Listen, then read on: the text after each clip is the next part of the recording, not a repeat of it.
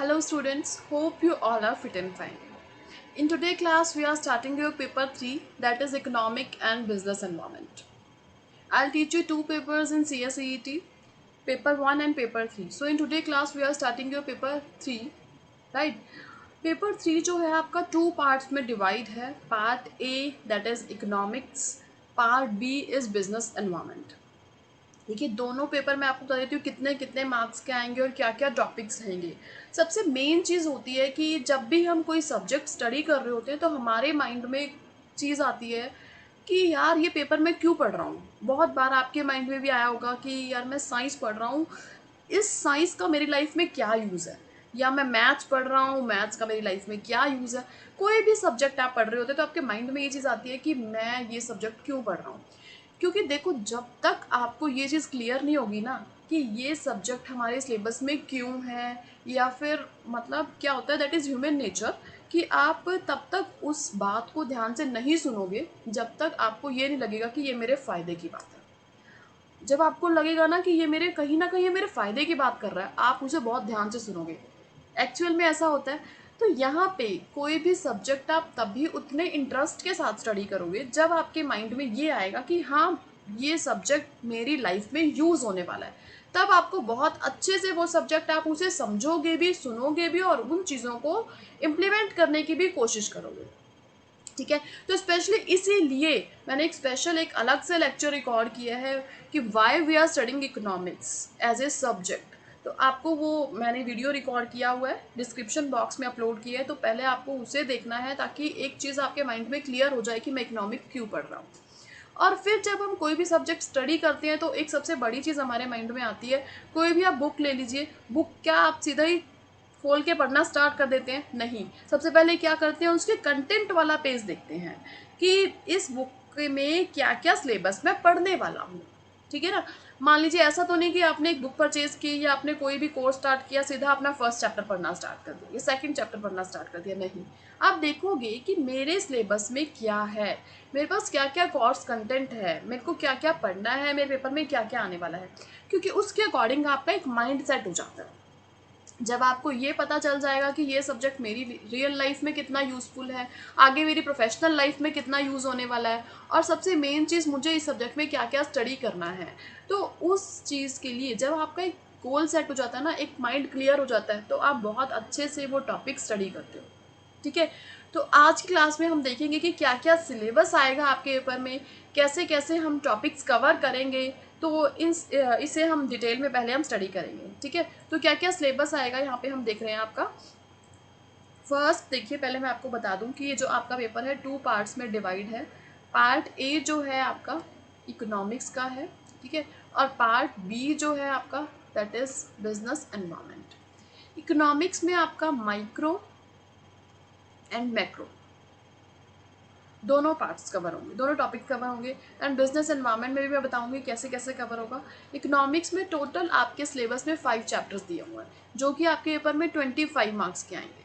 Business environment में आपके syllabus में 3 चैप्टर्स दिए हुए हैं जो कि आपके पेपर में 25 मार्क्स के आएंगे. The total paper will be of 50 marks. ठीक है. तो ये आपके एग्जाम का पैटर्न है. और क्या क्या टॉपिक्स रहेंगे, now will discuss about that. Right. अगर हम बात करते हैं यहाँ पे अब आपकी पार्ट ए की, तो पार्ट ए आपका इकोनॉमिक्स का है. इकोनॉमिक्स में फर्स्ट चैप्टर जो है that is basics of demand and supply. कि डिमांड एंड सप्लाई क्या होती है, किस किस तरह की मार्केट कॉम्पिटिशन्स होती हैं, कौन कौन से फॉर्म है, तो इस चैप्टर में हम यहाँ पर डिटेल में स्टडी करेंगे. राइट. तो यहाँ पे आप देखेंगे कि डिमांड एंड सप्लाई क्या होता है, क्या लॉ ऑफ डिमांड है, इक्विलिब्रियम प्राइस कब होता है, मार्केट में जो प्राइस सेट होता है जब आप कोई भी चीज़ परचेज करने जाते हो तो उसका प्राइस 10 रुपीज़, 50 रुपीज़, 1000 रुपीज़ क्यों रखा जाता है. इस चीज़ को हम डिस्कस करेंगे कि मार्केट प्राइस कैसे सेट होता है, कैसे डिमांड और सप्लाई के अकॉर्डिंग आपका मार्केट प्राइस सेट किया जाता है. इस चैप्टर में हम बहुत डिटेल में स्टडी करेंगे. डिमांड कैसे चेंज होती है, मार्केट की फॉर्म्स क्या हैं. तो in this chapter will cover all the topics. Right. अब अगर हम नेक्स्ट टॉपिक की बात करते हैं तो नेक्स्ट आपका है यहाँ पे सेकंड चैप्टर. सेकंड चैप्टर है आपका नेशनल इनकम. तो यहाँ पे आपको नेशनल इनकम को कैसे कैलकुलेट करना है वो मैं आपको बहुत ईजी में बताऊँगी। नेशनल इनकम में आपके डिफरेंट कंसेप्ट आते हैं, आपके GNP, GDP, NNP, NDP, इन सारे टॉपिक्स को हम इस चैप्टर में कवर करेंगे। ये अराउंड आपका 5 मार्क्स का आएगा ये टॉपिक भी। थर्ड है आपका इंडियन यूनियन बजट। बजट के बारे में तो आप सबने बहुत सुना है, ये बजट होता है, बजट में ये टर्म्स होती हैं, बट बहुत बेसिक टर्म्स होती हैं हमारे बजट में जो बहुत सारे स्टूडेंट्स को क्लियर नहीं होती। जैसे पब्लिक अकाउंट ऑफ इंडिया क्या होता है, कंसोलिडेटेड फंड क्या होता है, कॉन्टीजेंसी फंड क्या होता है, डिमांड फॉर ग्रांट्स क्या होता है। तो ऐसे बहुत सारी बेसिक टर्म्स हैं जिनको हम बहुत ही ईजी वे में आपको समझाएंगे। ठीक है, तो इन सब फंड्स को, इन सब बेसिक डिटेल को, बेसिक जो बजट के अंदर टर्म्स होती हैं, मैं आपको बहुत इजी वे में आपको सारा समझाने की कोशिश करूँगी। नेक्स्ट है आपका, इसमें इसी चैप्टर में कवर होता है कि फिस्कल डेफिसिट क्या होता है, कौन कौन सी वेरिएबल्स कवर होते हैं फिस्कल डेफिसिट के अंदर। तो इस चैप्टर में ये सारे टॉपिक्स कवर होते हैं, राइट। उसके बाद आपका जो नेक्स्ट टॉपिक है दैट इज़ फोर्थ चैप्टर है आपका, एक सेकेंड, फोर्थ चैप्टर है आपका Indian financial market. Indian financial market भी आपके पेपर में अराउंड 5 मार्क्स का आएगा। तो इंडियन फाइनेंशियल मार्केट में आप देखेंगे कि पूरा जो इकोसिस्टम है, फाइनेंशियल इकोसिस्टम किस तरह से चलता है, किस तरह से बैंक्स काम करते हैं, कितने टाइप्स के बैंक्स होते हैं, इंश्योरेंस सेक्टर क्या होता है, म्यूचुअल फंड्स क्या होता है, इन सब बेसिक टर्म्स के बारे में मैं आपको डिटेल में समझाऊंगी। साथ साथ नॉन बैंकिंग फाइनेंशियल कंपनीज क्या होती हैं, आपका जो कैपिटल मार्केट है उसके बेसिक्स क्या होते हैं, शेयर्स क्या होते हैं, डिबेंचर्स क्या होते हैं, कौन कौन से टाइप्स होते हैं इसके। तो इस चैप्टर में ये सब हम डिटेल में कवर करेंगे। ठीक है, उसके बाद नेक्स्ट चैप्टर है आपका फिफ्थ चैप्टर है आपका इंडियन इकोनॉमी। तो यहाँ पे आप देखोगे कि इंडियन हमारी इकोनॉमी में कौन कौन से सेक्टर्स हैं, प्राइमरी सेक्टर्स हैं, सेकेंडरी सेक्टर है, टर्जरी सेक्टर है। तो इन पूरे सेक्टर्स को हम डिटेल में स्टडी करेंगे और एग्रीकल्चर सेक्टर को भी हम यहाँ पे देखेंगे। साथ साथ हमारी इंडस्ट्रियल पॉलिसीज़ क्या है, बैलेंस ऑफ पेमेंट क्या होता है, कंपोनेंट्स क्या है बैलेंस ऑफ पेमेंट में। तो इन सब चीज़ों को हम आपके फिफ्थ चैप्टर में कवर करेंगे। ठीक है, तो that is all about economic part A, that will be of 25 marks, right. अब नेक्स्ट पार्ट जो है आपका पार्ट बी है, जो कि आपका बिजनेस एनवायरनमेंट का है। बिजनेस एनवायरनमेंट भी आपके पेपर में 25 मार्क्स का आएगा। इसमें आपके टोटल जो है 3 चैप्टर्स हैं। अगर हम यहाँ पे आपका मॉड्यूल में 6 चैप्टर दिया हुआ है। इसमें क्या है, एंटरप्रेन्योरशिप सिनेरियो, एंटरप्रेन्योरशिप कौन होते हैं, आज के टाइम पे इंडिया में एंटरप्रेन्योरशिप को क्यों इतना बढ़ावा दिया जा रहा है, क्यों हम चाहते हैं कि ज़्यादा से ज़्यादा एंटरप्रेन्योर हों। क्योंकि हम क्या चाहते हैं, जैसे अभी मोदी जी ने भी किया कि आत्मनिर्भर भारत, हम क्या चाहते हैं कि हम अपने प्रोडक्ट खुद बनाएं। मतलब हमें कहीं से भी प्रोडक्ट बाहर से ना परचेज करने पड़े। तो यहाँ पे क्या है, एक आत्मनिर्भर भारत को बनाने के लिए हमें क्या करना पड़ेगा, एंटरप्रेन्योरशिप को ज़्यादा से ज़्यादा बढ़ाना पड़ेगा, मतलब ज़्यादा से ज़्यादा इंडिया में ही प्रोडक्ट बने। तो यहाँ पे क्या है, किस तरह से हम इनोवेशन लेकर आए अपने प्रोडक्ट में, किस तरह से क्रिएटिव थिंकिंग लेकर आए और उसे अपने प्रोडक्ट में वो चीज़ दिखे हमारे प्रोडक्ट्स में, और कहाँ कहाँ पे प्रॉब्लम्स आती हैं एंटरप्रेन्योरशिप से रिलेटेड। तो इस चैप्टर में हम सारा डिटेल में स्टडी करेंगे। नेक्स्ट चैप्टर है आपका 7th chapter, that is business environment. तो बिजनेस एनवायरनमेंट क्या होता है, एनवायरनमेंट मीन्स सराउंडिंग्स, आपके बिजनेस की सराउंडिंग्स। जैसे आपकी सराउंडिंग्स है, मतलब आपके आसपास का जो एनवायरनमेंट है, मतलब जैसे मान लीजिए आपको CSET में मान लो रैंक लाना है ना। तो आप कैसे, आप एक एनवायरनमेंट को स्टडी करोगे ना, आप सोचोगे कि यार मेरे को अगर रैंक लाना है तो मैं एनवायरनमेंट को क्यों स्टडी करूँगा, बिल्कुल करोगे आप। कैसे एनवायरनमेंट को आप स्टडी करोगे, यहाँ पे आप देखोगे कि यार मेरा सिलेबस क्या है, मेरे को टाइम टेबल कैसे बनाना है। और टाइम टेबल भी आप कैसे बनाओगे, जो सब्जेक्ट आपका इंटरेस्टिंग है, जो आपको बहुत अच्छे से आता है उसे कम टाइम दोगे, आपका जो स्ट्रॉन्ग पार्ट है, जो आपकी वीकनेस है उसे ज़्यादा टाइम दोगे। मतलब आप अपना इंटरनल एनवायरनमेंट देख रहे हो अपने अंदर का, और आउटसाइड में आप क्या देख रहे हो कि जो मेरी कॉम्पिटिटर्स हैं वो कितने मार्क्स ला रहे हैं, कट ऑफ कितनी जा रही है, अगर मुझे रैंक लाना है तो मेरे को किस तरह से पेपर अटैम्प्ट करना है, कौन से क्वेश्चंस पे ज़्यादा स्ट्रेस करना है, लास्ट 10 ईयर में कितने क्वेश्चन आए थे। तो जब इस एनवायरनमेंट को देखा आपने, ये आपके लिए एनवायरनमेंट है, बिल्कुल है। तो यहाँ पे क्या है, आपने इस एनवायरनमेंट को स्टडी किया तभी तो आप रैंक ला पाए। इसी तरह से अगर बिजनेस को भी एक हायर लेवल पे लेकर जाना है, बिजनेस को भी ग्रोथ लेवल पर लेकर जाना है, तो क्या करेंगे आप, बिजनेस के एनवायरनमेंट को स्टडी करेंगे, उसके कहीं ना कहीं आप उसके कस्टमर को स्टडी करेंगे, कॉम्पिटिटर को स्टडी करेंगे, उसके अकॉर्डिंग अपनी स्ट्रैटेजीज बनाएंगे। आप माइक्रो एनवायरनमेंट को स्टडींगे, मैक्रो एनवायरनमेंट को देखेंगे। तो यहाँ पे हम इस टॉपिक को बहुत ही डिटेल में स्टडी करेंगे, ठीक है। जब इस चैप्टर पे आएंगे तो फिर हम इस चैप्टर को कवर करेंगे। उसके बाद नेक्स्ट चैप्टर है आपका 8th चैप्टर। 8th चैप्टर जो है आपका की गवर्नमेंट इंस्टीट्यूशंस, ये भी आपके एग्जाम में अराउंड 5 मार्क्स का आएगा। तो की गवर्नमेंट इंस्टीट्यूशन में जितने भी आपके गवर्नमेंट इंस्टीट्यूशंस हैं, like Niti Aayog, MCA, SEBI, RBI, IBBI, CCI, NCLT, NCLT, इन सब गवर्नमेंट इंस्टीट्यूशंस के बारे में हम डिटेल में स्टडी करेंगे इस चैप्टर में, ठीक है। तो ये था आपका बिजनेस एनवायरनमेंट से रिलेटेड क्या क्या टॉपिक्स आएंगे। तो ये टोटल आपका 50 मार्क्स के पेपर में ये सारा सिलेबस कवर होगा, ठीक है। तो आज की क्लास में हम क्या स्टार्ट करने वाले हैं, कुछ आइडिया आपको? आज की क्लास हम स्टार्ट करेंगे आपके साथ। आपके साथ कैसे? आप बहुत ही प्यारे प्यारे बच्चे हो, तो सबसे पहले मैं आपको कहीं इधर उधर नहीं घुमाऊंगी।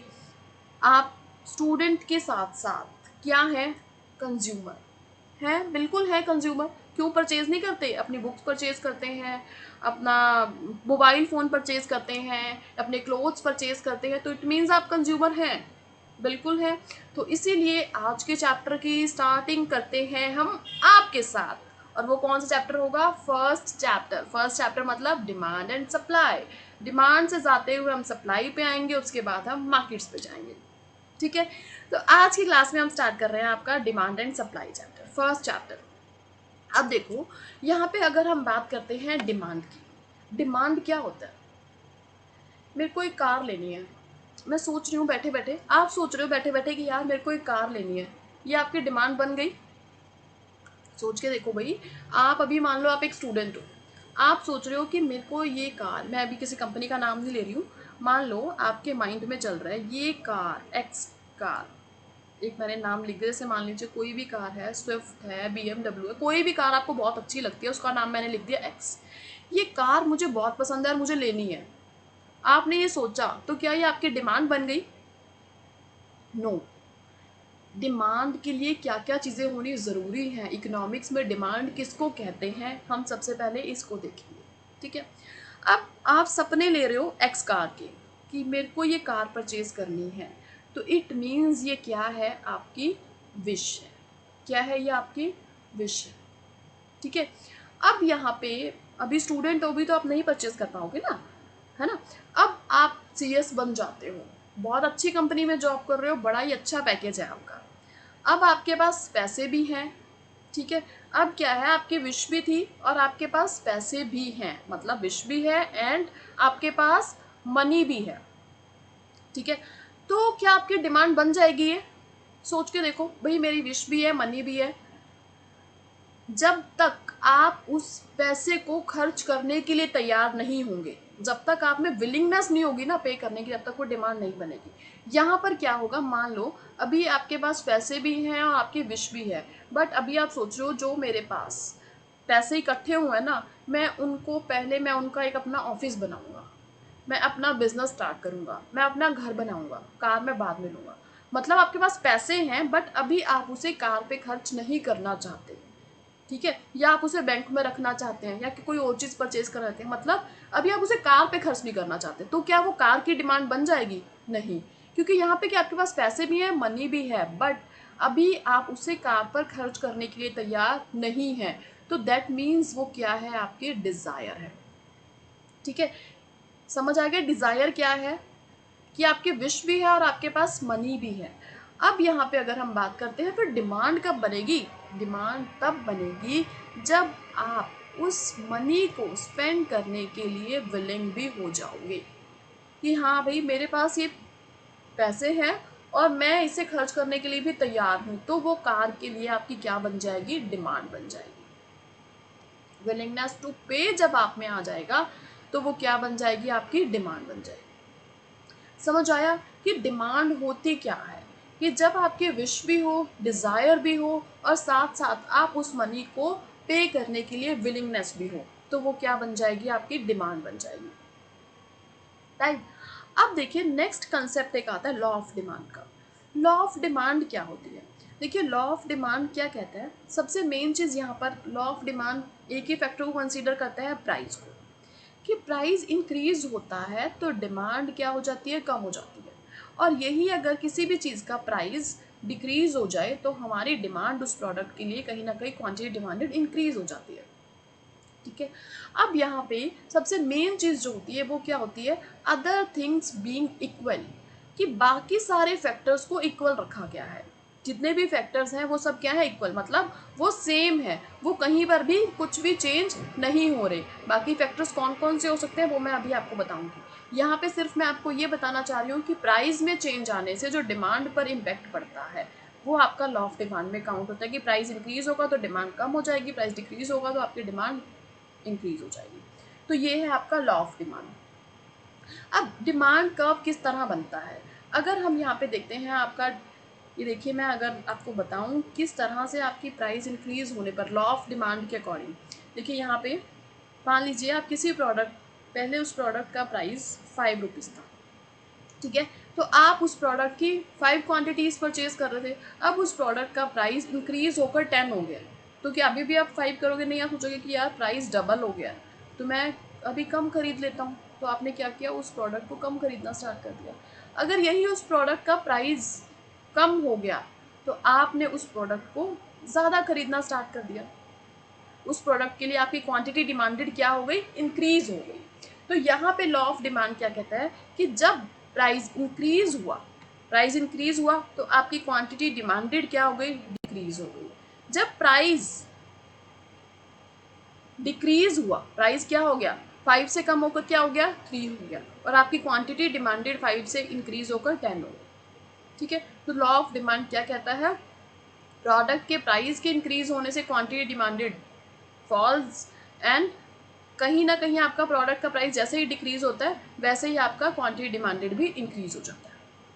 ठीक है, तो ये लॉ ऑफ डिमांड है। अब इसके कुछ अजम्पशंस हैं, अजम्पशंस जैसे हम पहले ही डिस्कस कर चुके हैं कि किस तरह से लॉ ऑफ डिमांड चलता है, कि सिर्फ और सिर्फ किस में चेंज आएगा, प्राइस में चेंज आएगा, बाकी सारे फैक्टर्स आपके कांस्टेंट हैं। अब यहाँ पे बाकी सारे फैक्टर्स कौन से हैं, रिमेनिंग फैक्टर्स कौन से हैं, that is consumer income. Income में कुछ भी चेंज नहीं आ रहा, आपके प्रेफरेंस में कोई भी चेंज नहीं आ रहा, फैशन में कोई चेंज नहीं आ रहा, रिलेटेड गुड्स में कोई चेंज नहीं आ रहा है, और फ्यूचर में उस प्रोडक्ट का प्राइस क्या होने वाला है, पॉपुलेशन क्या है उस प्रोडक्ट की, कितने लोग उसे परचेज करेंगे, कोई भी उसके साइज़ में चेंज नहीं आएगा, एज कॉम्पोजिशन में कोई चेंज नहीं आ रहा है, कितनी गुड्स अवेलेबल हैं उसमें कुछ भी चेंज नहीं है, हमारी इनकम कितनी है या फिर नेशनल इनकम क्या है, डिस्ट्रीब्यूशन क्या है इनकम का, गवर्नमेंट पॉलिसी क्या है, वेदर की कंडीशंस क्या है, ये सब फैक्टर्स। सबसे मेन चीज़ हमने क्या कहा है कि अदर थिंग्स बीइंग सेम, ये सारे के सारे फैक्टर्स जो हमने अदर थिंग्स बोला था ना, ये हैं वो अदर थिंग्स। ये सारे के सारे फैक्टर्स क्या है, कांस्टेंट है, इनमें कोई भी चेंज नहीं आ रहा। अभी मैं आपको वन बाय वन बताऊंगी कि किस तरह से ये फैक्टर हमारी डिमांड पर इम्पैक्ट डालते हैं, ये अभी हम आगे डिस्कस करेंगे। अभी हम यहाँ पे सिर्फ ये देख रहे हैं कि लॉ ऑफ डिमांड किस फैक्टर को कंसीडर करता है, सिर्फ और सिर्फ ओनली एंड ओनली प्राइस को कंसीडर करता है, बाकी जितने भी रिमेनिंग फैक्टर्स हैं वो सारे क्या है, कांस्टेंट है, उनमें कोई भी चेंज नहीं आता। राइट, अगर हम बात करते हैं यहाँ पे आपके किस तरह से आपकी डिमांड बनती है, डिटर्मिनेंट्स क्या है डिमांड की, आपकी डिमांड किस किस तरह से बन रही है। यहाँ पे देखो, अगर हम यहाँ पे देखिए प्राइस ऑफ कमोडिटी सबसे मेन चीज़ है, किसी भी चीज़ का प्राइस कितना है उसके बेसिस पर आपकी डिमांड बनती है।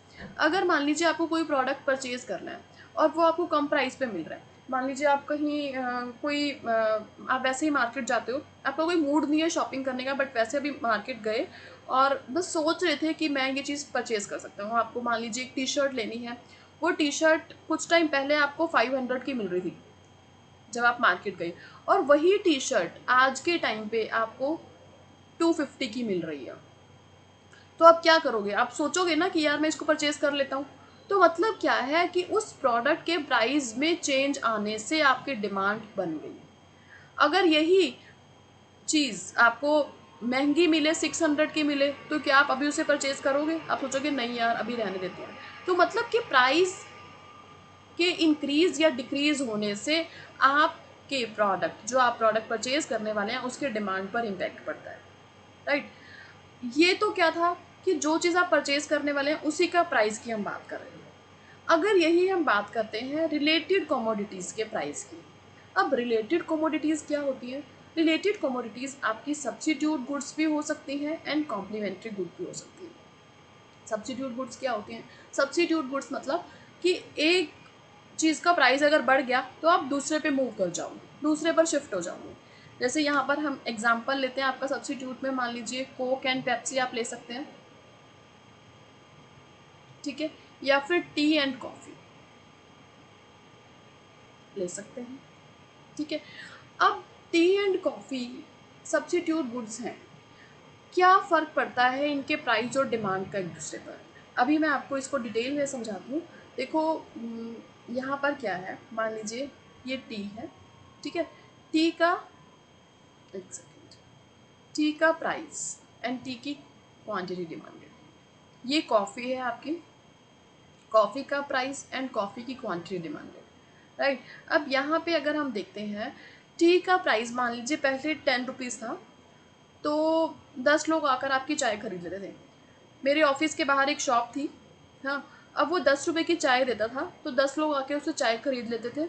और कॉफ़ी की उसके सामने ही एक कॉफ़ी की भी शॉप है, 20 रुपये की कॉफ़ी देता था, तो कम से कम मतलब लगा लीजिए 8 के अराउंड लोग उससे कॉफ़ी खरीद लेते थे, ठीक है। अब यहाँ पे क्या हुआ, इस टी वाले ने अपना प्राइस बढ़ा दिया और 20 रुपये कर दिया। अब लोगों ने क्या सोचा कि यार 20 रुपये की मैं चाय लूँगा तो मैं 20 रुपये की कॉफ़ी नहीं ले लूँगा, कॉफ़ी का प्राइस अभी भी 20 रुपये है, कि मैं 20 रुपये की चाय लूँगा तो 20 की कॉफ़ी ले लूँगा। तो ये वाले लोग कम होकर उन्होंने क्या कर दी, इसके लिए अपनी डिमांड कम कर दी और 5 हो गए। और यहाँ पे ये वाले जो लोग हैं और बढ़ गए और उन्हें और भी लोग आ गए, मान लीजिए 13 हो गए, 15 हो गए, ठीक है। अब यहाँ पे क्या है, यहाँ पे आप इस चीज़ को ध्यान से देखो, क्या कॉफ़ी के प्राइस में कुछ भी चेंज आया? नहीं आया। कॉफ़ी के प्राइस में कुछ भी चेंज नहीं आया, बट इसकी डिमांड में चेंज आ गया। ऐसा क्यों?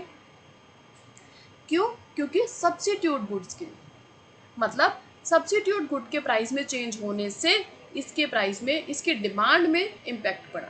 तो यहाँ पे क्या है, अगर हम इसका अगर कर्व बनाते हैं तो यहाँ पे एक आपका कर्व इस तरह से बनता है। टी का प्राइस 10 से कितना हो गया, 20 हो गया। टी का प्राइस कितना हो गया, 10 से 20 हो गया, बट कॉफ़ी की डिमांड कितनी हो गई, 8 से 13 हो गई, ठीक है। यहाँ पे ले लेते हैं, मान लीजिए 8 से 13 हो गई। तो यहाँ पे क्या है कि प्राइस में इम्पैक्ट पड़ा टी के, बट डिफरेंस किसके डिमांड में आ गया, कॉफ़ी की डिमांड में। तो क्या है, सब्स्टिट्यूट गुड्स, मतलब एक के प्राइस में चेंज आने से दूसरे की डिमांड पर इम्पैक्ट पड़ जाता है, ठीक है। तो डिमांड सब्स्टिट्यूट गुड्स से भी कहीं ना कहीं आपकी इंक्रीज हो रही है, डिक्रीज हो रही है उनके प्राइस में चेंज आने से, ठीक है। अगर यही हम बात करते हैं कॉम्प्लीमेंट्री गुड्स क्या होती हैं। अब कॉम्प्लीमेंट्री गुड्स ऐसी गुड्स जो एक दूसरे के बिना काम नहीं कर सकती या एक दूसरे के बिना नहीं चलती। जैसे यहाँ पे आप लगा लीजिए आपका पेन है और इंक है, ठीक है। अब पेन क्या इंक के बिना पेन का कोई यूज़ है नहीं है ना। तो अब यहाँ पे एक और एग्जांपल अगर हम लेते हैं कार या पेट्रोल। अगर मान लो कार है, कार में कार और पेट्रोल एक दूसरे के कॉम्प्लीमेंट्री गुड्स हैं। अगर मान लीजिए कार का प्राइस बहुत बढ़ जाता है, कार का प्राइस बहुत बढ़ गया, बहुत इंक्रीज हो गया, तो आप पेट्रोल का क्या करेंगे? आप पेट्रोल का प्राइस चाहे कम भी हो गया तो क्या आप उसे खरीद के घर में तो रखने वाले नहीं हो ना, कि जब प्राइस बढ़ेगा, जब प्राइस कार का कम होगा तब मैं उस पेट्रोल को गाड़ी में डाल लूँगा, नहीं। तो इट मीन्स कॉम्प्लीमेंट्री है। अगर कार के प्राइस के बढ़ने से पेट्रोल की डिमांड पर भी इम्पैक्ट पड़ता है। तो यहाँ पे क्या है, रिलेटेड गुड के प्राइस में चेंज होने से भी आपकी गुड्स पर, आपके उन गुड्स की डिमांड पर इम्पैक्ट पड़ता है, ठीक है। अब नेक्स्ट क्या है, और कौन सी गुड्स का डिमांड पर आपके इम्पैक्ट डलता है। अगर हम बात करते हैं लेवल ऑफ इनकम, कि आपकी इनकम कितनी है, इसके बेसिस पर भी आपकी डिमांड कहीं ना कहीं इम्पैक्ट करती है। अब जैसे मान लीजिए यहाँ पे आपकी इनकम, यहाँ पे एक एग्जांपल लेते हैं, पहले आपकी इनकम थी 50,000, ठीक है। अभी आपकी इनकम हो गई है 1 लाख। खुश हो जाओ, प्रमोशन हो गई है आपकी, 50,000 सीधा 1 लाख पे इनकम चली गई है।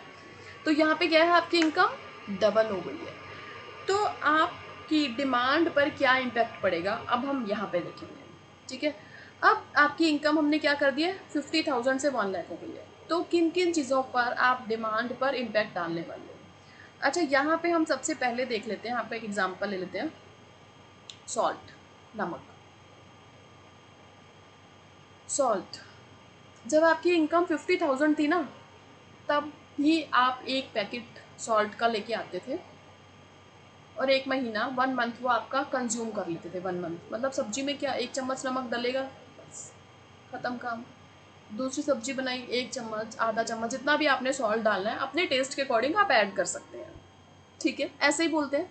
मतलब जितना भी आप ये क्या है, मतलब मैं कहने का क्या कह रही हूँ, ये क्या है, नेसेसिटी ऑफ गुड्स है कि ये आपकी ज़रूरत की चीज़ है। ऐसा तो नहीं आपने, जब आपकी इनकम 50,000 थी तो भी आप एक पैकेट खरीद रहे थे नमक का, अब आपकी इनकम 1 लाख हो गई तो आप क्या करोगे, भाई 4 पैकेट लेकर आओ नमक के, मेरी इनकम बढ़ गई है, ऐसा करोगे कि 4 पैकेट लेके आओ, 5 पैकेट लेकर आओ, मेरी इनकम बढ़ गई है? नो। क्यों? सब्जी में अगर 1 चम्मच नमक डल रहा है, 1 चम्मच सॉल्ट आप ऐड कर रहे हो तो उतना ही ऐड करोगे। 2 चम्मच तो ऐड करने नहीं लग जाओगे ना। मेरी सैलरी डबल हो गई तो डबल नमक डालो, मेरी सैलरी ट्रिपल हो गई तो ट्रिपल सॉल्ट ऐड करो, ऐसा करोगे? नहीं करोगे। तो मतलब ये क्या है, नेसेसिटी ऑफ गुड्स, कि जितनी आपकी इनकम इंक्रीज हो या डिक्रीज हो, आप नेसेसिटी ऑफ गुड को उतना ही परचेज करोगे जितना आप पहले करते थे, उसमें कोई भी चेंज नहीं आएगा। राइट।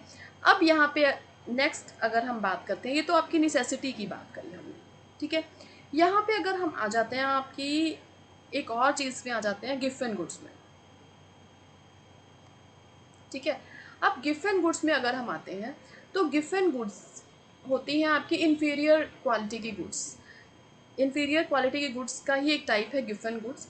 तो यहाँ पे अगर हम बात करते हैं कि कौन कौन सी चीज़ें ऐड होती हैं, जैसे मान लीजिए आप यहाँ पे ले सकते हैं कि जब आपकी इनकम कम थी ना, आपकी इनकम मान लीजिए 50,000 थी, तो आप थोड़े से, जैसे आपने राइस सुने होंगे, अलग अलग क्वालिटी के राइस होते हैं, कुछ मोटे चावल होते हैं, कुछ एक बासमती राइस होते हैं, है ना। तो आप क्या करते हो, इनकम कम थी तो आपने मोटे चावल कहीं ना कहीं आप कभी कभी घर पे बना लेते थे कि चल भाई जब गेस्ट आ रहे हैं घर पे तो अपने बासमती राइस बनाओ, और जब हम लोग घर पे खाएंगे तो हम मोटे चावल खा लेंगे, ऐसा करते हैं घर पे, करते हैं। और बट जब आपकी इनकम बढ़ के 1 लाख हो गई, इंक्रीज हो गई, तो आपने क्या किया, सारे के सारे, चाहे आप घर में खाओ चाहे बाहर वाला कोई आए, कोई गेस्ट आए, हम बासमती राइस ही यूज़ करेंगे। बासमती राइस का प्राइस ज़्यादा है बट फिर भी आप उनको यूज़ कर रहे हो क्योंकि आपकी इनकम जो है यहाँ पे बढ़ गई है। तो जब गिफ्ट एंड गुड्स के लिए आपकी इनकम बढ़ने से इनकी डिमांड क्या हो जाती है, कम हो जाती है। ठीक है, इनकम बढ़ गई पर गिफ्ट एंड गुड्स के लिए आपकी डिमांड कम हो गई। यहाँ पे आप एक और एग्जांपल ले सकते हैं, जैसे मान लीजिए डालडा घी या देसी घी। अब आपकी इनकम कम थी, आप खुद सब्जी में डालडा घी भी डाल लेते थे या रिफाइंड ऑयल भी यूज़ कर लेते थे, आपकी इनकम बहुत अच्छी बढ़ गई है तो आप क्या करोगे, ऑलिव ऑयल का यूज़ कर लोगे, देसी घी का यूज़ कर लोगे, है ना। तो यहाँ पे क्या है, इन्फीरियर गुड्स के लिए कहीं ना कहीं गिफ्ट एंड गुड्स के लिए आपकी डिमांड कम हो जाती है आपकी इनकम के इंक्रीज होने से। ठीक है, तो यहाँ पे क्या है कि गिफ्ट एंड गुड्स के लिए आपकी डिमांड कम हो गई। एक और तरह की आपकी गुड्स होती हैं, दैट इज़ लग्जरी गुड्स। अब लग्जरी गुड्स के लिए आपकी डिमांड कैसे इम्पेक्ट करती है, लग्जरी गुड मतलब कि आप मान लीजिए एसी है या कार है, जो आपकी इनकम बढ़ गई तो आप क्या सोच रहे हो, पहले एक रूम में एसी था, अब इनकम बढ़ गई है तो कहीं ना कहीं हम दूसरे रूम में भी एसी लगवा लेते हैं, या पहले 2 रूम में था अब एक और रूम में एसी लगवा लेते हैं, ज़रूरत लग रही है तो, है ना। और यही इनकम कम थी तो आप उसमें भी सेटिस्फाई करने की कोशिश कर रहे थे अपने आप को। तो यहाँ पे क्या है, इनकम बढ़ने से लग्जरी गुड्स के लिए भी आपकी डिमांड इंक्रीज हो जाती है। ठीक है, तो कैसे इनकम का इम्पैक्ट पड़ता है आपकी डिमांड पर, नेसेसिटीज़ के लिए कोई भी चेंज नहीं होता, चाहे इनकम इंक्रीज हो या डिक्रीज, नेसेसिटीज़ के लिए आप उतनी ही डिमांड करोगे। गिफ्ट एंड गुड्स के लिए आपकी डिमांड कम हो जाती है इनकम बढ़ने से। और लग्जरी गुड के लिए अगर हम बात करें, लग्जरी गुड के लिए आप क्या करते हैं, आपकी इनकम बढ़ने से आपकी डिमांड बढ़ जाती है लग्जरी गुड्स के लिए। ठीक है, यहाँ पे आप गिफ्ट एंड गुड्स में भी ले सकते हैं, मान लीजिए पहले आप एक स्टूडेंट थे या आप आपकी इनकम कम थी तो आप क्या किसी भी क्वालिटी के या आप किसी भी शॉप से लेके कपड़े पहन लेते थे। जब आपकी इनकम अच्छी होगी, एक अच्छे ऑफिस में जा रहे हैं तो आपने क्या किया, बढ़िया क्वालिटी के कपड़े, ब्रांडेड कपड़े पहनने पसंद कर लिए, उनके लिए आपकी डिमांड इंक्रीज हो गई, तो मतलब आपकी इनकम बढ़ी तो इन्फीरियर गुड्स के लिए आपकी डिमांड कम होने लग जाती है। तो इस तरह से इनकम के चेंज आने से भी आपके डिमांड पे बहुत चेंज होता है। अब यहाँ पर ये देखना होता है कि किस टाइप की गुड्स की आप बात कर रहे हैं। ठीक है, अब ये तो थे आपके डिटर्मिनेंट्स ऑफ डिमांड। इसमें हमने देखा price of commodity, price of related commodity and level of income, आपकी इनकम का लेवल क्या है। उसके बाद यहाँ पे अगर हम बात करते हैं, नेक्स्ट पॉइंट है इसमें आपका, एक second, expected change in price. Future में कितना चेंज होने वाला है प्राइस में, फ्यूचर में कितना चेंज होने वाला है प्राइस में। अब मान लो आपने कोई चीज़ परचेज करी थी घर की, मान लीजिए आप सोच रहे हो कि मैं घर के लिए कुछ परचेज करूं, कुछ किचन के लिए परचेज करूं, और आपको पता चल जाता है कि 10 दिनों बाद सेल लगने वाली है। कहाँ पे, कहीं पे भी, अगर आप ऑनलाइन शॉपिंग के शौकीन हैं तो अगर आप ऑनलाइन पे जाएँ तो अमेज़ॉन पे सेल लगने वाली है 10 दिनों बाद, फ्लिपकार्ट पे सेल लगने वाली है। और यही आप ऑनलाइन में नहीं जाते तो आपको पता लग गया हमारे घर के बाहर, घर के पास मॉल है, वहाँ पे सेल लगने वाली है। तो आप क्या करोगे? क्या आप अभी उस चीज़ को परचेज़ करना पसंद करोगे? नहीं, आप सोचोगे मैं 10 दिनों बाद ले लूँगा, अभी मैं ऐसे ही काम चला लूँगा, कोई दिक्कत नहीं है। तो आप क्या करते हो कि आपको फ्यूचर में प्राइस में चेंज होने वाला है, बट फिर भी आपकी आज की डिमांड पर इम्पैक्ट पड़ गया। तो यहाँ पे क्या है, expected change in price, future में चेंज होने वाला है बट फिर भी आपकी आज की डिमांड पर इम्पैक्ट पड़ता है। तो क्या है कि एक्सपेक्टेड चेंज कितना होने वाला है फ्यूचर में, उसकी अकॉर्डिंग आज की डिमांड पर बहुत इम्पैक्ट पड़ता है। अब जैसे मान लो आपको पता लगने वाला है कि भाई 10-15 दिनों बाद प्याज के रेट, अनियन के रेट बढ़ के 100 रुपये किलो होने वाले हैं, तो आप क्या करोगे? भाई इकट्ठे 20-25 किलो खरीद लो। तो मतलब क्या है कि आपको पता लग रहा है कि फ्यूचर में किसी भी चीज़ का, प्रोडक्ट का, किसी भी प्रोडक्ट का प्राइस बढ़ने वाला है या कम होने वाला है, उसके अकॉर्डिंग आपने अपनी आज की डिमांड को चेंज कर दिया। ठीक है, अब यही हम बात करते हैं टेस्ट एंड प्रेफरेंस की। तो टेस्ट एंड प्रेफरेंस कैसे आपकी डिमांड को बनाते हैं? आपका टेस्ट क्या है? अगर आपको एक प्रोडक्ट पसंद है ना, तो चाहे वो प्रोडक्ट आपको कितने का भी मिले, अगर मान लीजिए आपको शर्ट में मान लो कोई ब्रांड, कोई पर्टिकुलर ब्रांड बहुत पसंद है, तो चाहे उसकी शर्ट आपको 800 की मिले, चाहे 1000 की मिले, चाहे 1500 की मिले, बट 1500, ठीक है। तो आप क्या करोगे? उसी ब्रांड की प्रोडक्ट, उसी ब्रांड के प्रोडक्ट परचेज करने का ही सोचोगे। तो यहाँ पे क्या है कि आपका टेस्ट क्या है, प्रेफरेंस क्या है, उसके अकॉर्डिंग उस पर भी आपकी डिमांड डिपेंड करती है। ठीक है, अगर हम यहाँ पे बात करते हैं साइज ऑफ पॉपुलेशन की। साइज ऑफ पॉपुलेशन मतलब कि जिस एरिया में आपका प्रोडक्ट, जो भी आप जिस एरिया में भी अपना प्रोडक्ट सेल करने वाले हो, वहाँ का पॉपुलेशन का साइज़ क्या है। अगर मान लीजिए वहाँ पे, जैसे मान लीजिए चिल्ड्रंस ज़्यादा हैं, अगर आपका प्रोडक्ट चिल्ड्रन से रिलेटेड है, आपके चिल्ड्रंस वहाँ पे एरिया में ज़्यादा है, तो डेफिनेटली आपका प्रोडक्ट वो अच्छा सेल होगा, उसके ज़्यादा डिमांड होगी। अगर उस एरिया में चिल्ड्रन ज़्यादा नहीं है ना, तो आपके प्रोडक्ट की डिमांड उतनी ही फिर कम होगी। तो पॉपुलेशन का साइज़ क्या है, उस एरिया में पॉपुलेशन कितनी है, उसके अकॉर्डिंग भी आपकी डिमांड डिपेंड करती है। ठीक है, तो ये तो है आपके डिटर्मिनेंट्स ऑफ डिमांड, किन किन फैक्टर्स, कौन कौन से फैक्टर्स आपके डिमांड को बनाते हैं। ठीक है, तो इसमें हमने ये देखा है। अभी जैसे लास्ट टॉपिक हमने डिस्कस किया था आपका लॉ ऑफ डिमांड का। तो लॉ ऑफ डिमांड में हमने क्या देखा था कि लॉ ऑफ डिमांड होता क्या है, क्या क्या असम्पशन है लॉ ऑफ डिमांड की। लॉ ऑफ डिमांड में हम देखा कि प्राइस के इंक्रीज होने से किस तरह से आपकी डिमांड कम हो जाती है।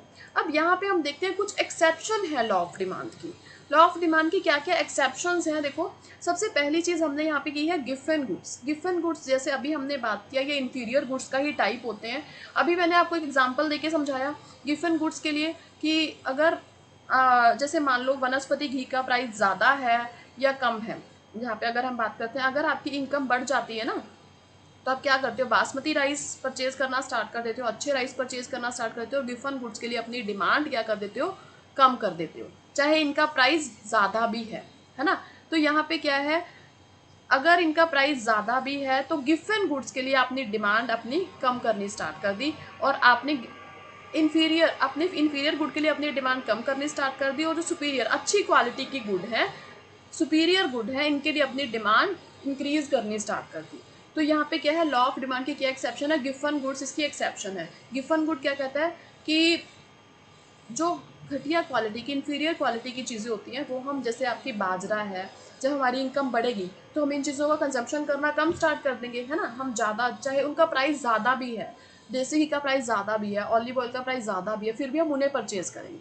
तो ये क्या है, एक लॉ ऑफ डिमांड की एक एक्सेप्शन है।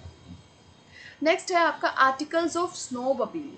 स्नोब अपील मतलब कि कुछ लोग क्या होते हैं कि ये प्रोडक्ट मेरे फ्रेंड के पास भी है, मैं भी सेम ऐसा ही लेके आऊँगा, ये फ्रेंड हमारे, ये ना नेबर में भी, हमारे एक नेबर में एक आंटी हैं, लेडी हैं, मेरी फ्रेंड भी है, उनके पास ये प्रोडक्ट है, मैं भी सेम वैसे ही प्रोडक्ट लेकर आऊँगी, वो लेके आएंगे तो मेरे को भी लाना चाहिए। मतलब कुछ लोग क्या करते हैं, कॉमन बनने की कोशिश करते हैं, इसीलिए वो कुछ चीज़ें की डिमांड करना स्टार्ट कर देते हैं। पर कुछ लोग ऐसे होते हैं कि मेरे को क्या दिखना है, मुझे दिखना है यूनिक, मुझे दिखना है डिफरेंट, मेरे को अपना एक अलग से प्रेस्टीज लेवल शो करना है। आप सब गोल्ड पहनते हैं तो मैं डायमंड की रिंग पहनूंगी। मतलब कि कहीं ना कहीं आप एक अलग सा लेवल, एक अपना प्रेस्टीज लेवल को शो करना चाहते हैं। तो यहाँ पे क्या है, अगर डायमंड का प्राइस ज़्यादा भी है ना, तो भी आप उसकी डिमांड करना स्टार्ट कर रहे हैं, तो भी आप उसकी डिमांड करते हैं, है ना। आपने कुछ ऐसी सीनरीज देखी होंगी, कुछ ऐसी पेंटिंग्स देखी होंगी जिनका प्राइस ज़्यादा होता है, फिर भी लोग उन्हें परचेज करते हैं, ज़्यादा परचेज करते हैं। क्यों? क्योंकि एक यूनिक दिखने के लिए, एक प्रेस्टीज लेवल दिखने के लिए। तो इसमें क्या है, इनका प्राइस ज़्यादा होने पर भी इनकी डिमांड ज़्यादा होती है, तो ये एक लॉ ऑफ डिमांड की एक एक्सेप्शन है। ठीक है। नेक्स्ट है आपका स्पेकुलेशन। स्पेकुलेशन में क्या होता है कि आप एक गेस लगा लेते हैं कि हो सकता है फ्यूचर में इस प्रोडक्ट का प्राइस ज़्यादा हो सकता है कम भी हो। आपने एक गैस लगा लिया कि फ्यूचर में इस प्रोडक्ट का प्राइस ज़्यादा हो, उसके बेस पर आपने आज के डिमांड को डिसाइड कर लिया। तो ये क्या है, एक लॉ ऑफ डिमांड की एक्सेप्शन है। ठीक है। अगर हम नेक्स्ट पॉइंट की बात करते हैं, कंज्यूमर्स साइकोलॉजिकल बायस। यहाँ पे क्या है कि आप एक शॉप पे गए, एक नॉर्मल शॉप है, वहाँ से आपने कुछ परचेज करना है, वो आपको चीज़ 100 रुपीज़ की मिल रही है। ठीक है। अब सेम वही चीज़ एक दूसरी शॉप पे आपको 150 की मिल रही है। आप सोच रहे हो कि यार ये शॉप दिखने में बढ़िया लग रही है, तो इसके पास ज़रूर अच्छी क्वालिटी का सामान होगा। यहाँ पे आपने ये सोचा कि यार ये शॉप दिख भी बढ़िया रही है, एक लुक भी अच्छा आ रहा है, तो ये घटिया चीज़ तो रखेगा नहीं, ये हमेशा अच्छी चीज़ देगा। अब यहाँ पे क्या है कि आपने वो 150 का प्रोडक्ट परचेज कर लिया, तो एक माइंड में क्या आया कि अगर चीज़ महंगी है तो इट मीन्स वो अच्छी ही होगी, चाहे सेम क्वालिटी की हो। तो एक साइकोलॉजिकली भी हमारे माइंड में होता है, अगर किसी चीज़ का प्रोडक्ट का प्राइस, अगर किसी प्रोडक्ट का प्राइस ज़्यादा है तो हम सोचते हैं कि अच्छी क्वालिटी का होगा। तो यहाँ पे क्या है, ये भी आपकी एक एक्सेप्शन है लॉ ऑफ डिमांड की। ठीक है। तो ये कुछ एक्सेप्शंस थी लॉ ऑफ डिमांड की जो हमने डिस्कस किया। अब हमने आपका डिटर्मिनेंट ऑफ डिमांड भी देखा कि किस किस तरह से डिमांड बनती है, राइट। अब डिमांड का बनना भी देख लिया किस किस तरह से बनती है। अब डिमांड चेंज कैसे होती है आपकी, तो डिमांड चेंज कैसे होती है। डिमांड देखिए, shift of demand curve and movement along the demand curve. अगर हम यहाँ पे बात करते हैं शिफ्ट ऑफ डिमांड कर्व, कि डिमांड कर्व शिफ्ट हो गया, मतलब यहाँ पे सबसे मेन चीज़ है कि कोई भी प्राइस का इफेक्ट नहीं पड़ा। क्या है कि सारे के सारे फैक्टर्स जो हैं वो अदर देन प्राइस है, और यहाँ पे प्राइस में चेंज होने से जो क्वांटिटी डिमांडेड में चेंज आया। ठीक है। यहाँ पे आपके प्राइस में चेंज आने से क्वांटिटी डिमांडेड में चेंज आया। यहाँ पे अदर फैक्टर्स आपके कुछ भी हो सकते हैं, आपकी इनकम भी हो सकती है, आपका टेस्ट भी हो सकता है, टेस्ट एंड प्रेफरेंस भी हो सकते हैं, फैशन भी हो सकता है। ठीक है। तो इनकी वजह से जो आपकी डिमांड पर इम्पैक्ट पड़ता है वो शिफ्ट ऑफ डिमांड कर्व में आता है, एंड प्राइस के इम्पैक्ट होने से आपके डिमांड पर जो इम्पैक्ट पड़ता है वो है movement along the demand curve. ठीक है। अब यहाँ पे हम देखते हैं कि आपका डायग्राम कैसे बनता है। डायग्राम देखिए कैसे बनता है, यहाँ पे हमने जैसे आपको नाम से ही यहाँ पे थोड़ा सा एक माइंड में क्लैरिटी होगी, शिफ्ट ऑफ डिमांड कर्व, कि डिमांड कर्व सिर्फ शिफ्ट हुआ है। ठीक है। डिमांड कर्व क्या है, शिफ्ट हुआ है, राइट वर्ड शिफ्ट हुआ है या लेफ्ट वर्ड शिफ्ट हुआ है। अब देखो, अगर आपकी डिमांड इंक्रीज हो रही है, सबसे मेन चीज़ यहाँ पे नोट कर लो, बहुत एमसीक्यू आते हैं इसमें से। अगर आपकी डिमांड इंक्रीज हो रही है तो ये राइट वर्ड हुआ है, अगर आपकी डिमांड डिक्रीज हो रही है तो ये लेफ्ट वर्ड हुआ है। ठीक है। अब यहाँ पे हम सिंपल सा एग्जांपल लें, अगर आपका इनकम बढ़ गया है तो कुछ चीज़ों के लिए, लग्जरीज के लिए इनकम बढ़ गया है, तो लग्जरीज के लिए आप क्या करोगे, डिमांड ज़्यादा करनी स्टार्ट कर दोगे, तो राइट वर्ड्स। इनकम कम हो गया तो लग्जरीज के लिए डिमांड कम करनी स्टार्ट कर दोगे, तो लेफ्ट वर्ड हो गया। तो यहाँ पे क्या है, प्राइस सेम है, प्राइस में कुछ भी चेंज नहीं आया, बट दूसरे फैक्टर्स में चेंज आने की वजह से जो आपने डिमांड में चेंज किया वो क्या है, आपका शिफ्ट ऑफ डिमांड का, राइट। अब हम यहाँ पे बात करते हैं movement along the demand curve. इसमें क्या है, प्राइस में चेंज आने से जो आपकी डिमांड में एक्सपेंशन आया या कॉन्ट्रैक्शन आया, उसके बारे में हम डिस्कस करते हैं। अब देखिए यहाँ पे क्या है, कुछ स्टूडेंट ने सीधा पढ़ना नहीं, बस वो सोचते हैं कि अगर डिमांड कर्व अपवर्ड जा रहा है, मतलब अगर डिमांड कर्व अपवर्ड जा रहा है तो कहीं ना कहीं डिमांड बढ़ रही है, एक्सपेंशन पे टिक कर देंगे। और कहीं ना कहीं अगर डिमांड कर्व आपका नीचे की तरफ जा रहा है तो कॉन्ट्रैक्शन, नीचे मतलब कॉन्ट्रैक्शन। कुछ स्टूडेंट की ये सोच होती है नीचे जा रहा है तो कॉन्ट्रैक्शन वाला सही होगा, नहीं। देखो इस आप अगर आप इसे ध्यान से देखोगे तो आपको सारी चीज़ समझ में आ जाएगी। यहाँ पे क्या है, देखो प्राइस आपका क्या है, पहले आपका प्राइस, सिंपल सी बात करें, पहले प्राइस 5 रुपीज़ था तो आप 5 चीज़ों की डिमांड कर रहे थे। यहाँ पे आपका प्राइस इंक्रीज हो गया, 10 हो गया, तो आपने उस प्रोडक्ट की 2 क्वांटिटी परचेज करनी स्टार्ट कर दी। तो मतलब क्या हुआ, डिमांड आपकी क्या हो गई, कम हो गई। प्राइस बढ़ने से डिमांड क्या हो गई, कम हो गई। डिमांड कम हो गई तो इट मीन्स क्या हो गया, कॉन्ट्रैक्शन हो गया। ठीक है, तो ध्यान से लिख लीजिए आप इसे, जब भी अपवर्ड्स जा रहा है तो क्या है, कॉन्ट्रैक्शन है। और यही प्राइस कम हो गया, 5 रुपीज़ से इस चीज़ का प्राइस 3 रुपीज़ हो गया, तो हमने 10 क्वांटिटी डिमांड करनी स्टार्ट कर दी। तो क्या है, कहीं ना कहीं प्राइस कम होने से हमने उस चीज़ की डिमांड ज़्यादा करनी स्टार्ट कर दी। डिमांड ज़्यादा हुई तो इट मीन्स एक्सपेंशन है। एक्सपेंशन मतलब क्या है, आपका डाउनवर्ड।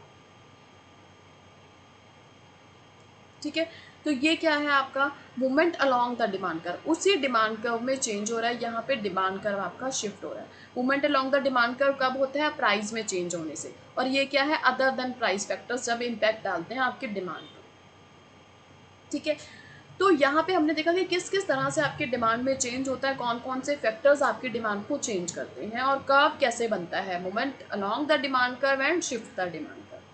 ठीक है, तो आज की क्लास में हमने क्या देखा, देखो आज की क्लास में हमने सबसे पहले तो एक तो सिलेबस देखा कि क्या पढ़ने वाले हैं हम, आने वाले 2 मंथ्स में क्या क्या टॉपिक्स हम कवर करेंगे। उसके बाद हमने देखा कि डिमांड क्या होता है, डिमांड कब एक विश को डिमांड बोल दें या डिज़ायर को डिमांड बोले, नहीं, wish desire plus willingness to pay, जब तीनों मिल जाती हैं तब आपकी डिमांड बन जाती है। फिर उसके बाद हमने क्या स्टडी किया, डिमांड के बाद आफ्टर दैट, उसके बाद हमने यहाँ पे देखा था कि क्या क्या टॉपिक्स हैं आपके लॉ ऑफ डिमांड में। लॉ ऑफ डिमांड कैसे बनती है, प्राइस में चेंज आने से आपकी जो डिमांड पर इम्पैक्ट पड़ता है, सिर्फ और सिर्फ प्राइस का यहाँ पे हमने फैक्टर को स्टडी करते हैं लॉ ऑफ डिमांड में। अजम्पशंस क्या होती हैं, सारे के सारे फैक्टर्स कांस्टेंट रहेंगे, कोई भी चेंज नहीं आएगा किसी भी फैक्टर में, सारे फैक्टर्स सेम रहेंगे। तो ये आपके असम्पशंस हैं लॉ ऑफ डिमांड की। एक्सेप्शंस क्या होती हैं लॉ ऑफ डिमांड की, गिवन गुड्स हैं, आर्टिकल्स ऑफ स्नोब अपील है, स्पेकुलेशंस है, या फिर कंज्यूमर की साइकोलॉजी है, किस तरह से वो सोचता है कि महंगी चीज़ हमेशा बढ़िया ही होगी। ठीक है, तो ये कहीं ना कहीं आपकी एक्सेप्शन बन जाती है लॉ ऑफ डिमांड की। अब किसी भी चीज़ की डिमांड कौन कौन से फैक्टर्स पर डिपेंड करती है, हमने ये देखा कि प्राइस पर, रिलेटेड गुड के प्राइस पर, या आपकी इनकम किस तरह से चेंज हो रही है उस पर आपकी डिमांड डिपेंड करती है। एक्सपेक्टेड चेंज कितना होने वाला है फ्यूचर में उसके प्राइस में, या टेस्ट क्या है, हमारे प्रेफरेंस क्या है, पॉपुलेशन का साइज़ क्या है उस एरिया में, इस पर आपकी डिमांड डिपेंड करती है। और डिमांड चेंज कैसे होती है कि movement along the demand curve है या शिफ्ट द डिमांड कर्व है, इस टॉपिक में हमने डिटेल में ये देखा।